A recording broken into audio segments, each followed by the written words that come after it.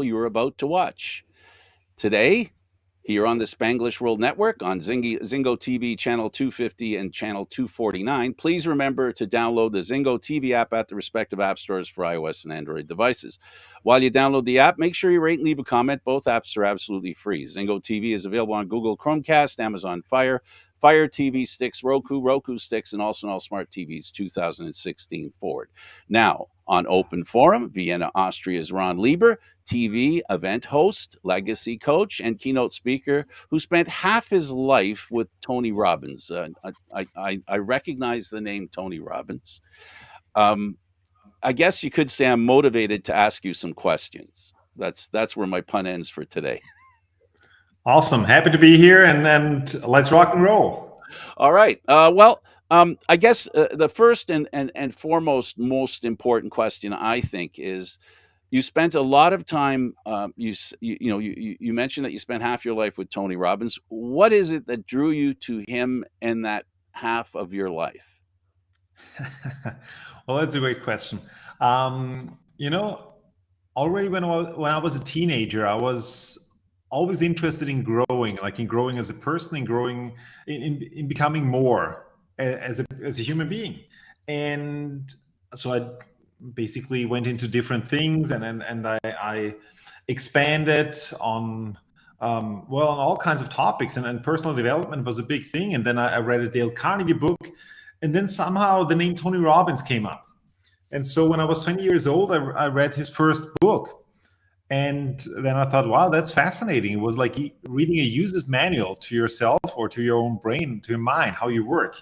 And then I thought, wow, that's awesome. I would like to do more of that. And then I was looking for seminars. And then he came to Europe at the time. And so I thought, all right, I'll check that out. And so I went there, and I really liked it and enjoyed it. And I just wanted to grow more and do more. And so first I did all the seminars as a participant, and then I kept coming back afterwards as a volunteer, and eventually got promoted to be one of his trainers. And so from time to time, it's not my main job, it's not my regular job, it's just several times a year I fly somewhere around the world to help others grow, and also to have a great time as well. One of the things that when we talk about, basically what we're talking about is self-improvement. We all have something inside us that is our strength, and we have things inside us that are weaknesses.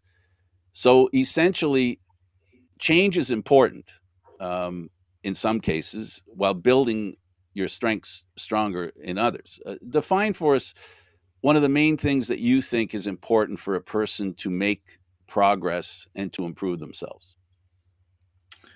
Well, the first thing that everybody needs in order to make progress is you need to want it. So you need to have a goal. You need to have a goal, and you need to know why. Because just setting a goal, I mean, you know how that works. Like usually 31st of December, all right, tomorrow, a new year, a new life.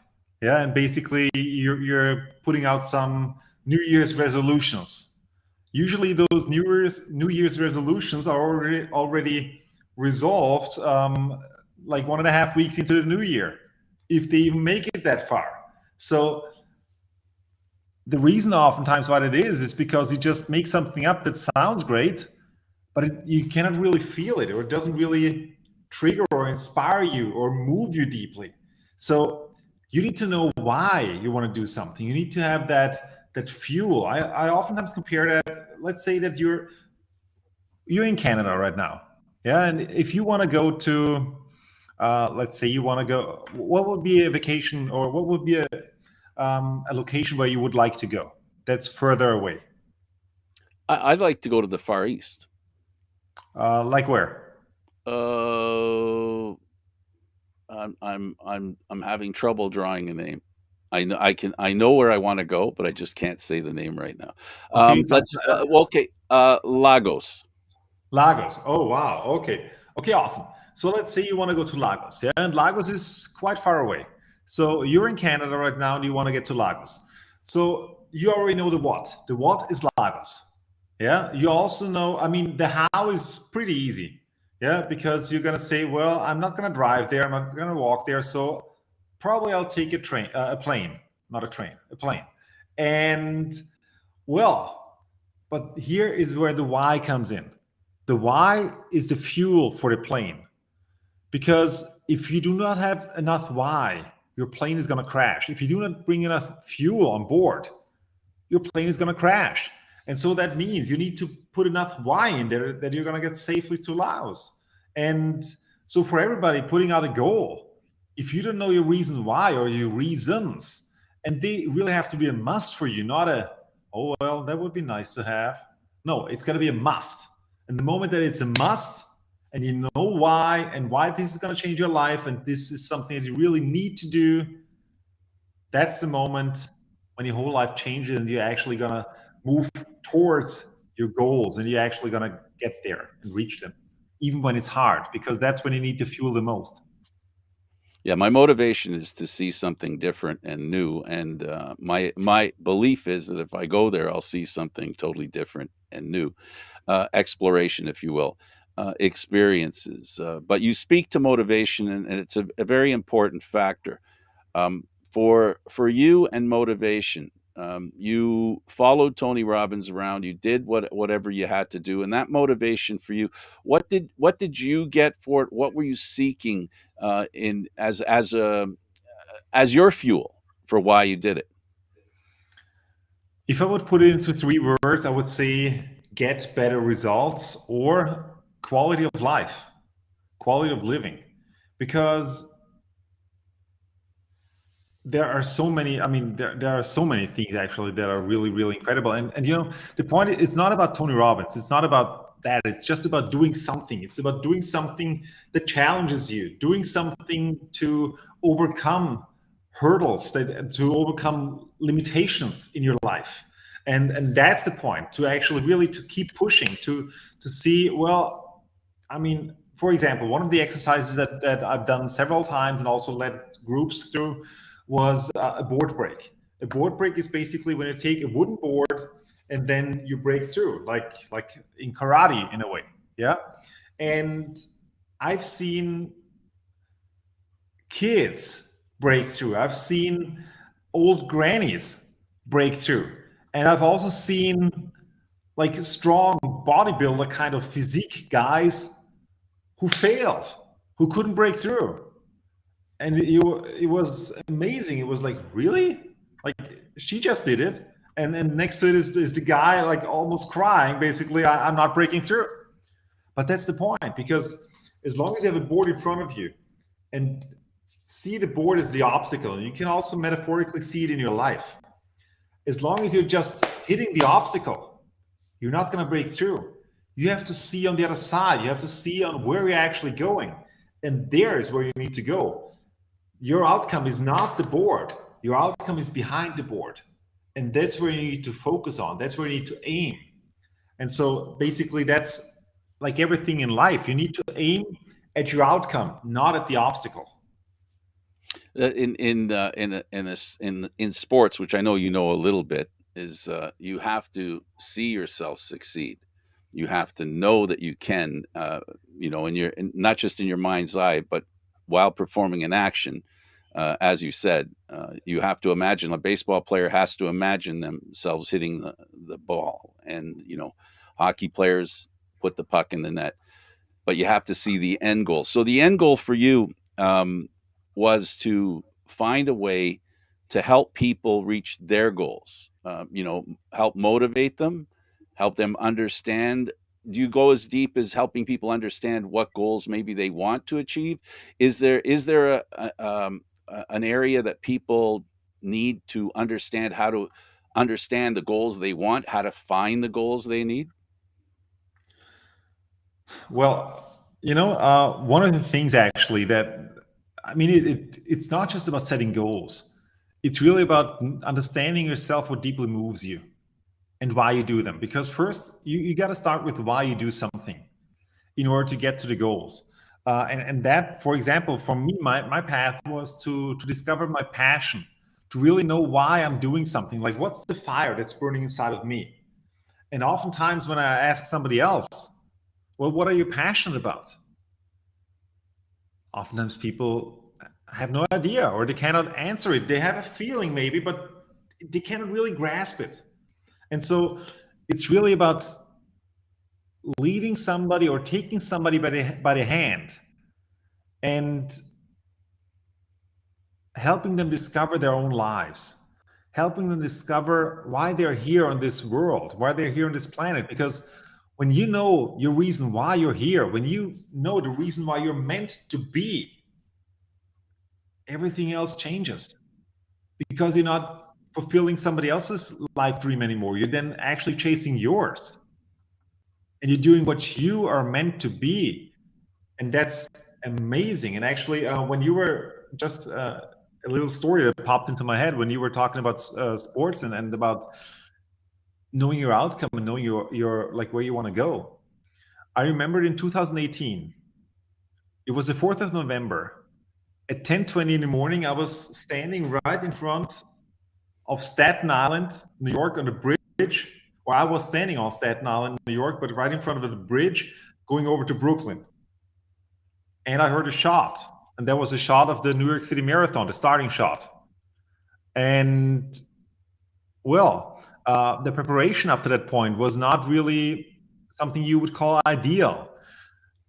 I knew already 8 months ahead that I was going to run, and I was totally excited. It was one of my life's dreams.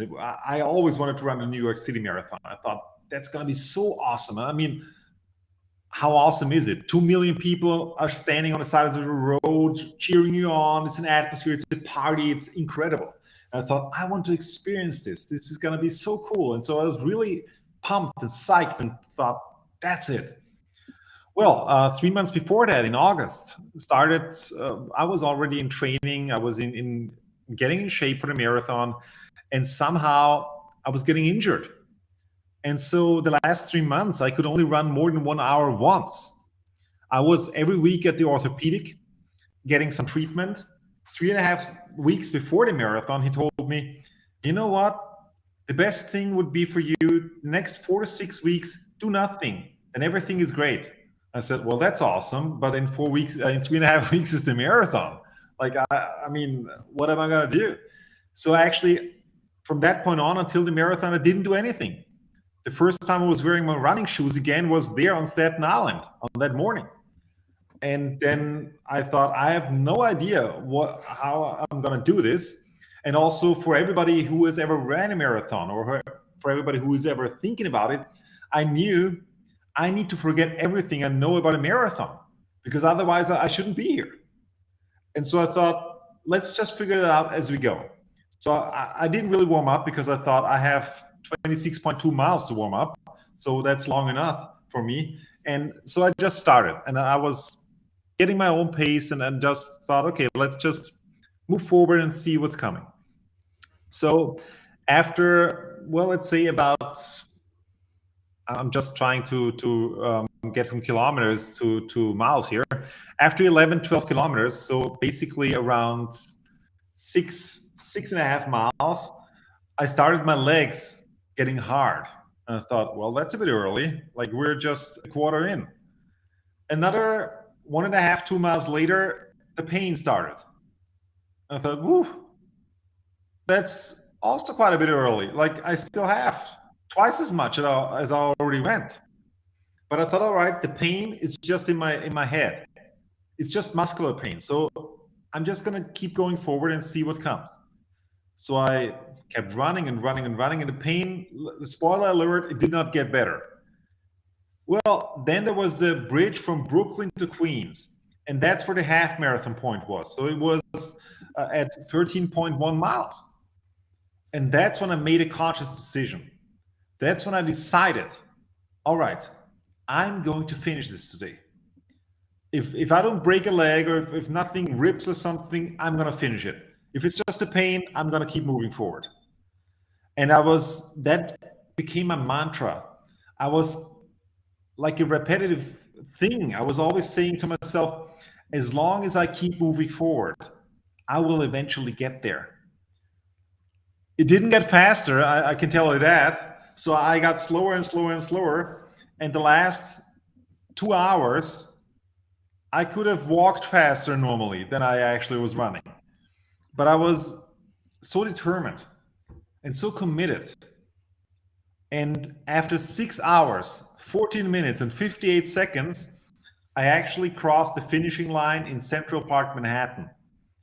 Because I knew as long as I keep moving forward, I will eventually get there. And that's not just true at the marathon, that's so true in life. The only reason why we're not reaching our goals is because at one point we didn't keep moving forward towards our goals anymore. By definition, you didn't give up. A. B. You also physically understood there was a chance that you wouldn't be able to, but you ensured that the fact that you wouldn't be able to was definite, not a maybe, not giving up because of pain, but giving up because of you knew that you couldn't push yourself beyond your physical limitations. But it was the mental limitations that you were being challenged by.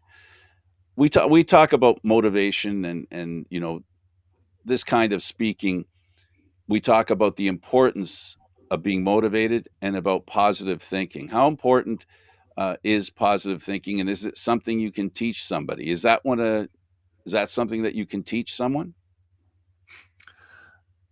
I believe yes. I mean, but it's not just about positive thinking. I would say it's not just about saying that the grass is yellow, when in reality it's green or something. Yeah. So it's or there is green grass and you're standing on a mud field. So or on concrete. So it's not about just saying something and the mind goes, well, that's BS. That's crap. That is not really what's going on. So actually, you really need to get your mind to believe. Like one of the keys for leadership is, first of all, you see it as it is. Don't see it worse than it is, but also don't see it, like really see it how it is right now. The next thing what a leader has to do is to see it better as it is. So you want to see it how you want to have it, how you want it to be. And then you close the gap. You see how do you get from here to here? And that is the key. So positive thinking. I would rather call it a positive mindset, because when you teach yourself to think in opportunities, to think in possibilities, it's a whole different world of just thinking about what you cannot do or what is realistic or what cannot be done. That only you can decide that. Only you decide what is realistic for you, what can be done. There's nobody else. Don't let anybody tell you what you can or cannot do. Nobody knows better than you do. So identifying possibilities is important. In other words, I want to tell you a story about that. Go ahead. On the 12th of October 2019, I was part of an event where I was the host at the finishing line of the first sub 2-hour marathon in history, and the only one. So the first person in the world ran a marathon, which is 26.2 miles in less than 2 hours. I don't know, maybe you heard about it, maybe not, or maybe some of our listeners have. And the guy who ran it, his name is Eliud Kipchoge from Kenya. He's also the world record holder. And he actually already tried that 2 years prior to that in 2017. In 2017, there was a project which was called Breaking 2. There were 3 marathon runners and several pacemakers at the Formula 1 track in Monza. And they all tried, those 3 marathon runners, that one of them would break the 2-hour mark. And Eliud, who later on in 2019 did it, he said back then, he thought, okay, it might be possible, but he didn't know it. It was not that he could feel and know in his body that I can do it. So he thought, well, okay, let's just see what happens, basically. And if I'm lucky, then I can do it. And He didn't. Spoiler alert. In 2019, it was a whole different thing because he already had the experience from 2017. And this time he knew with every cell of his body, I can do it. I am able to do it. My body is able to do that. I know I can. And with this, and of course, also, again, like the other event, there was support around it, of course, but still, he had to run it. And 1 hour, 59 minutes, and 40 seconds is how long it took for him to run a full marathon. And the whole motto, the whole cradle of this event was that no human is limited. The only limitation is the one that we set to ourselves. You know, confidence is, you mentioned marathon runners from Kenya.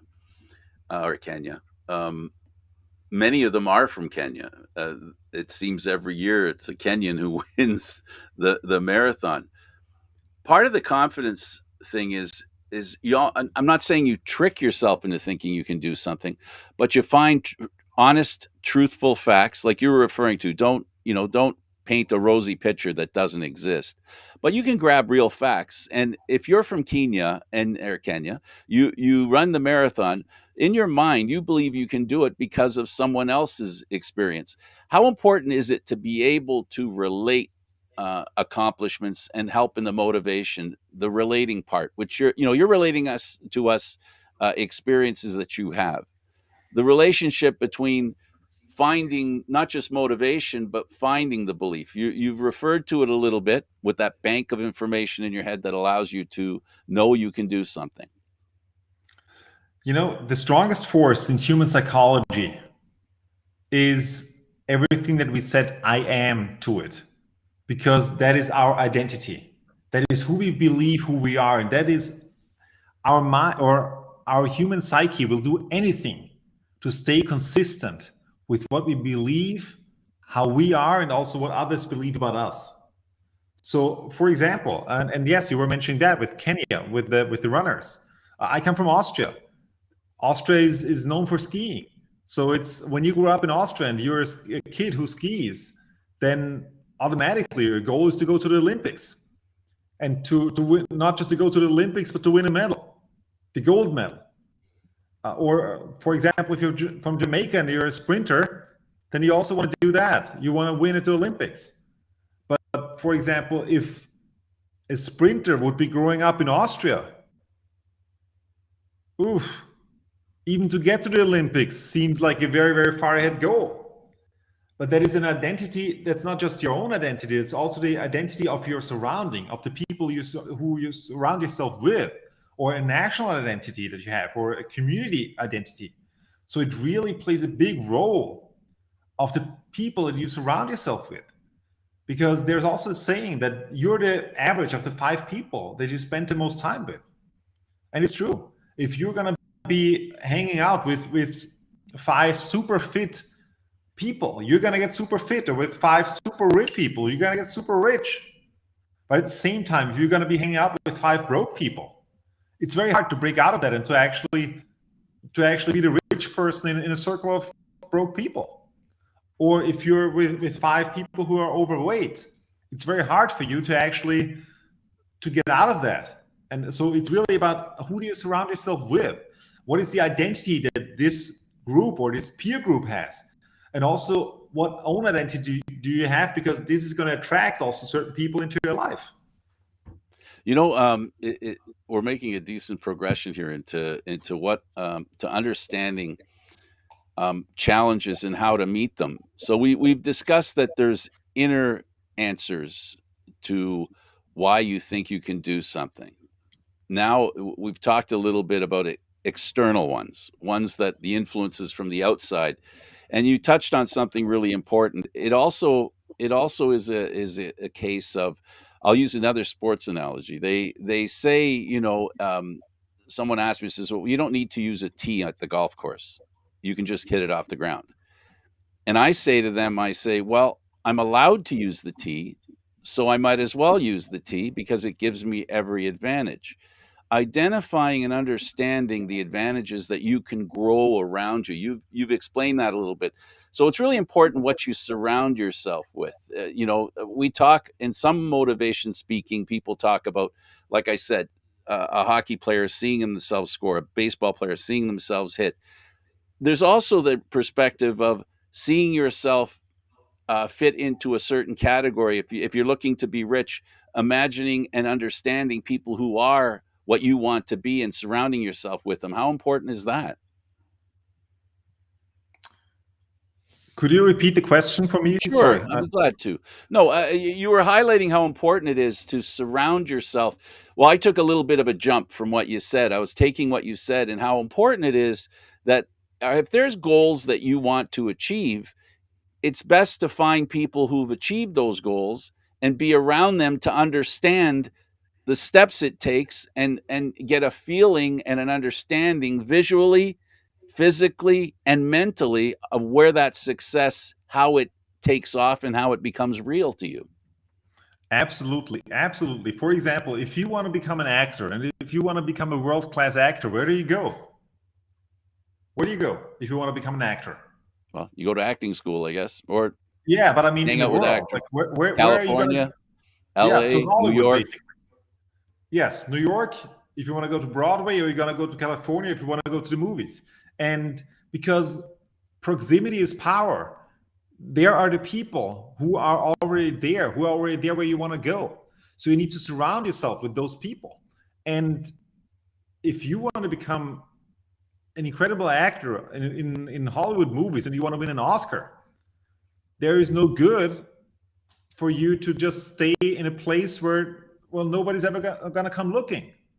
So you need to put yourself out there. You need to get yourself around the people that also are moving in the same direction as you are, or that are in the same field that you are. And talking about role models and mentors, this is incredibly important. One of my fellow countrymen, Arnold Schwarzenegger, he always says that he's not a self-made man.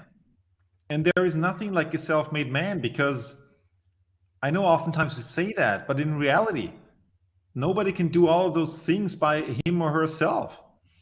You really need the people, you need the surroundings, you need the people who believe in you, who say, well, okay, I believe in you, I'm going to help you there, I'm going to do this for you, I'm going to help you succeed, to just be a part of the journey for whatever reason that they might have. And sometimes you're going to pay somebody for teaching you something. Other times you're going to find somebody who says, I like you and I'm gonna help you.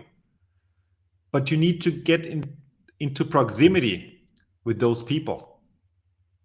You have to get into the environment that fosters the success in what you're looking for. So to help the people who are watching, because I don't want to confuse people, but what it comes down to is if you're seeking even to speak a language, I'll simplify it. If you want to learn a language, it's easy to pick up a book and try to learn the language. But if you are among the people who speak the language comes to you a little. You have to almost immerse yourself with all the advantages that your challenge that you're trying to meet affords you. I don't know if I'm doing a good enough job of explaining that, but Absolutely, total immersion. If you want to speak Italian, where do you go? Do you go to China? Probably not. You got to go to Italy. Or an Italian community.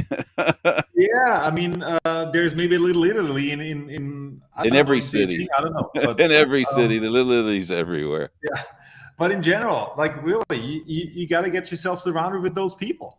And then also, when I was 16 years old, my English was not that great. And so what did I do? I went to the US for a year. Fortunately, my parents could afford that. And I went to high school for a year. And I mean, that was awesome, because after that, after 10 months of being in the US, English was a non-factor for me, or having to think about the challenge of learning English was not a factor anymore. Committing yourself to a plan. So we've talked about, we're basically going backwards here, where you develop a plan. We've talked about different things that are a part of a plan. So planning success, if I said that to you, how would you define planning success? As incredibly, it's an incredible important thing and skill. And for example, when I host events or when I'm a keynote speaker at events, preparation is key for success. That means I need to know what is the outcome. What is my outcome? What is the outcome of the people who organize the event? Who is the audience? Yeah, who is actually, like, who am I doing this for? What is their emotional involvement? What are the emotions that I want to create? What emotional journey do I want to take them on? What is that at the end of the event? What should stick with them? What is it that I want to send them home with? Is it maybe something that they should do or something that they should have experienced? And then I'm going to prepare, okay, how am I going to get them there? Like, where do I want to go? How am I going to start? Like, where do I pick them up? And then what are the points to get there on that journey? And having done the preparation, that's the groundwork. And this is a prerequisite in order to be prepared to let the magic happen. Because then, as we know, you're prepared and then life happens. And that's fine. When you're prepared and life happens, you're going to have a whole better chance of mastering it than when you're not prepared and life happens. So really get yourself out there, prepare, get a plan, and the plan might change, but the outcome doesn't have to. I want to remind everybody we're here with Ron Leber. He's going to have a show here on Wednesdays at 2 p.m. on our network on both channels 249 and 50. Depending on we have different channels that perform different services, so shows can tend to bounce from one channel to the other. I'm glad to have you here. It's really nice to spend time talking to you. You also teach people how to deal with public speaking. Talk to me about public speaking and one of the biggest challenges in public speaking, and what kind of speaking do you like teaching people? Well, first of all, you're also a pro, Frank, if I understood that correctly from what we got to know each other. And so but public speaking for many people is a big fear. Public speaking is one of the, like, there are some studies where it's even has a higher percentage in what you fear most than death. So more people are totally scared of public speaking, or more of that than from death, which is insane to me. Because all it is for me, public speaking is actually having a conversation. It's having a conversation with somebody else. And then people say, well, yeah, okay, I can do that one-to-one. Maybe 1 to 2 or 3 if I know them. But I could never do this in front of 100 or 1,000 or 10,000 or 100,000 people. You know what's the great thing about it? You do not have to. Because you're never going to have 1 to 1,000 or 1 to 10,000 conversation. It's always going to be a one-on-one conversation times 100, times 1,000, times 10,000. So it's really about making this connection. And even if it's with a group of people, it's always to make a connection with this person, with that person, with that person. So when you're on stage, just look at somebody, make a connection. You look at somebody else, you make a connection. You look at somebody else, you make a connection. And that's the point, to really come from here, be authentic. Does it require practice? Yes, it does. But at the same time, is it worth it? I believe it is, because if you are a better communicator, it's going to get you to levels in life that you haven't imagined. It's really, really powerful. There's an emotional connection that's required, and you can use that emotional connection as an energy, right? Absolutely. I mean, we are all drawn to energy. We're all drawn to people who raise our states, who raise our energy, which is also why, for example, why we'd love to go to a sports event, because we love to have those emotional experiences. Or why you want to go to the movies? You go to the movies because you want to watch a movie that maybe provokes some emotions. Maybe it's fun, or maybe it's something that is exciting for you. Or why we go, for example, to a concert. When you go to a rock concert, or to whatever music you prefer, you go there because you want to have this experience. You want to be with people, you want to connect with them, and you just want to enjoy the ride. And that's what it's all about. And when you learn and master the skill of public speaking, then you are the one who can actually take other people on a ride. And that is a lot of fun, I'm telling you. And one more thing, actually, about public speaking that I get asked a lot. Well, but what happens if I don't know what to say? Or what happens if I forget my words? Like, what do you do? The beautiful thing is, it's not about what you say. As long as you know your outcome, you can find a way there. But here's the secret. Your audience is never going to remember the exact words that you said. They're not going to remember it, but they will always remember how you made them feel. And that's the beautiful thing.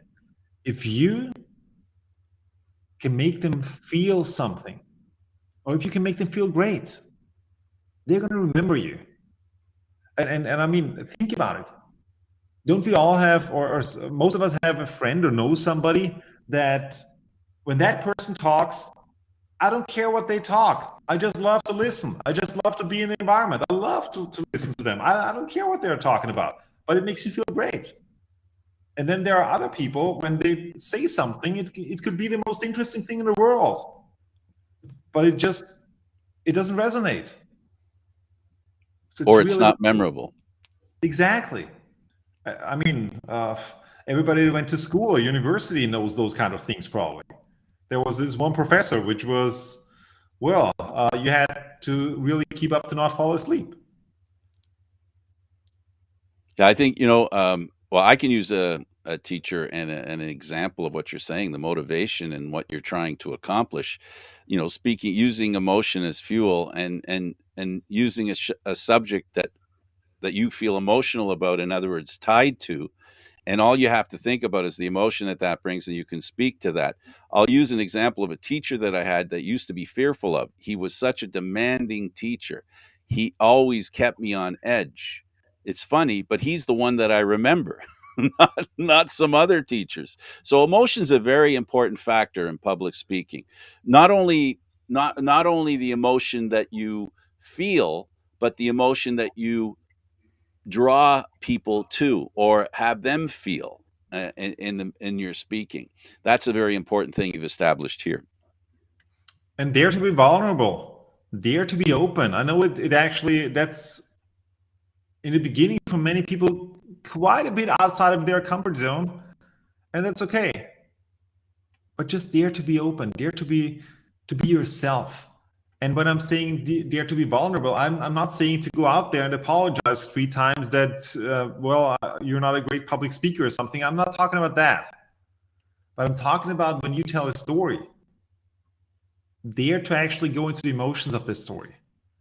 Dare to also tell the things that did not feel great, that maybe were embarrassing, or that maybe were something that were painful. But believe me, you're not the only one who went through this. There are other people that know exactly what you're talking about, and they're going to feel an incredible connection to you. The focus of that emotion, you're having the focus of that emotion, and helping you put it out there. There's also, in part of what you speak about presentation as well. We've talked about the verbal and mental presentation. There's also the physical aspect of, you have to dress the part. How important is that?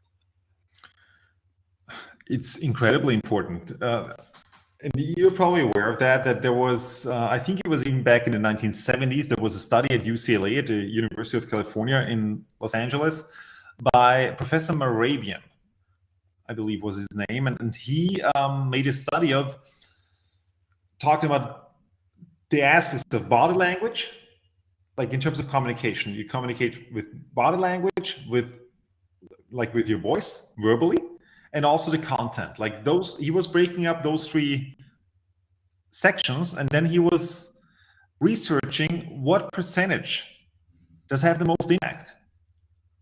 And the percentages that he came up with was 7%, 7% of the impact, and especially in the first conversation, is the content. So the actual content of what you're saying. 38% is everything verbally, which is your voice, the way you use your voice, your pitch, your tonality, your, if you do breaks, your volume, your accent maybe. And 55% is the body language. 55% is just the way that you move, that you breathe, that you stand there, your posture. And think about that. When do we start communicating? It's not the moment that you open your mouth to talk. It's the moment that other people see you, feel you, that you step into the proximity, into the vision of somebody else. The moment somebody else sees you, you start to communicate. That means, for example, when you get on a stage, you start to communicate the moment that they see you. But actually, you communicate even before that, because oftentimes you see them before. And you already have some emotional feeling towards the audience. A vulnerability. Yeah. The audience has a vulnerability to you. Exactly. And so that's beautiful, because I believe it's incredibly important. And when it comes to, you said the way you're dressed, it always comes also, I mean, there are several factors, of course. What's the outcome of the event? What's your outcome? Who are the people in there? And for example, I mean, if you take it to a different thing, I was in sales for some time. 20 years ago, I went to 3,000 people's homes to knock on doors. And back then it was for a telecom company. And it was a former postal service thing, and it was in the summer. And I was gonna, I mean, okay, what do people expect when a postal service guy comes? I was running around in shorts and a dress shirt, basically, or a polo shirt. But I was running around like not in suit and tie. Because the moment that somebody comes to your door in suit and tie, what do you think? I'm not buying anything. You're like, okay, no. Somebody wants to sell me something. Yeah, so you really, the way you're dressed really makes an impression on somebody else. And you got to be aware of that, especially when you communicate, because you also communicate through your style, through the way you dress. Yeah, you know, when it comes to the dressing part, I think it also has something to do with confidence. And you know, when it comes to every aspect we've spoken to here, I want to make sure that I've picked this up correctly. In every aspect that we've referred to, there's the part that you should understand about you and understand about the person you're trying to talk to. So, in other words, how you're dressed gives you confidence so that when you talk to somebody, you're dressed in the appropriate fashion, because a suit and tie can be appropriate. Any kind of clothing can be appropriate depending on the circumstance. And it does reflect to the person you're talking to, because you're projecting an image, and image is everything when you're the stuff that you do. For example, a business event host as opposed to a sports event host. The objective is the same. How you get there is different. Help us understand that, specifically with those two different ways of of communicating position. Absolutely, because also you're gonna have different outcomes. You're gonna have different audience, and also what the expectations of the audience are. And not even, it doesn't just mean business event equals business event, and also sports event does not equal sports event. So it's really about who is in that audience. Business event, for example, for one company could look very different than for another company, depending on really how laid back is that company. For example, if you take a company that is very lifestyle oriented, it's going to have a very different business event than a company that is, let's say, a bank or an insurance company that is very conservative in a way. So, and also with the sports events, it also depends on geography and on the expectations of the people. I'm going to give you an example because I'm also the stadium announcer for the Austrian national team in soccer. And just there, within the same subset, are going to be differences because it's going to depend on the emotional involvement of the audience on that day. Who are we playing against? Is it going to be a friendly match against Liechtenstein, which is a very, very small country in Europe? And basically, the expectations are, all right, well, if we do not win high and do not play incredible, then we basically lost. So everybody expects you to win, and it's kind of like, okay, you cannot really win a lot. The expectations are so high in order to really supersede them. It's almost impossible. On the other hand, let's say we're playing against Germany. And if we're playing against Germany, Austria against Germany is always like a World Cup final for us. Many times we lost. Many, many times. When you think back, we played Germany quite a bit. And it's a neighbor country of us. And you share a language. We share a language. And you know, so there's kind of some rivalry. We have German television here and so on. Or rivalry from our part, actually. The times that we won against Germany, I can tell you, 2018, 1986, 1978, and then we're at 1931. So that tells you it hasn't been too often. So, and every time that we play against Germany, I know that the people in this audience, some of them might have never seen it happen, but they're always going to come with that hope, with that, maybe today is the day. Maybe today we're actually going to beat them. And there's this fire, there's this, we really want it. We really want it. So oftentimes it didn't work, but today is the day. Today, hopefully we do it. And well, but if you know that, if you know their feelings, if you know their desires, then it's easy because then you can just play with that. But you got to know who is your audience first. I got a minute left with you, a little bit over a minute. Please tell us, for anybody that tunes into your program, what is it you're hoping that they come looking for? And what are you trying to do in your show? My program is for people who actually want to get somewhere in life, who say, hey, the status quo is not where I want to be. I want more out of life.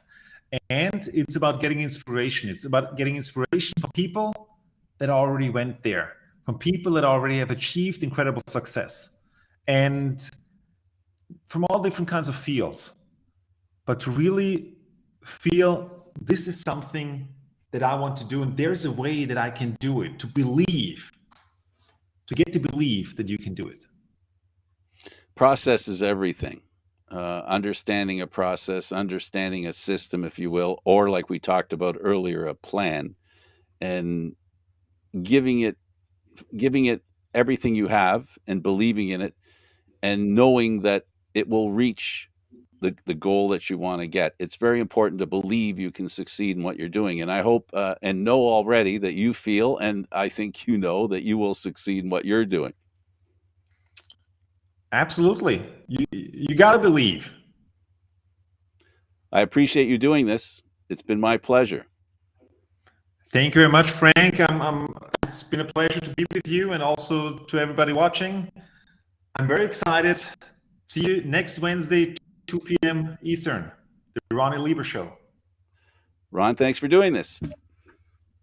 For Ron Leber, on Wednesdays at 2 p.m., as he said, on channels 249 and 250 on Zingo. I'm Frank Stanishi. Thank you for watching Candid Frank Live's Open Forum special. This show can also be heard on the Spanglish World Radio Network. For this show, Open Forum, other news and entertainment and sports programming we offer, please check out Candid Frank Live's YouTube channel, SpanglishWorld.ca. Spanglish World. Watch it, hear it, read it, download it, and live it. Thanks for watching, everybody. We all are a work in progress. No matter the pace, make it yours to decide and benefit from. Thanks for watching, everybody. I'm Candid Frank.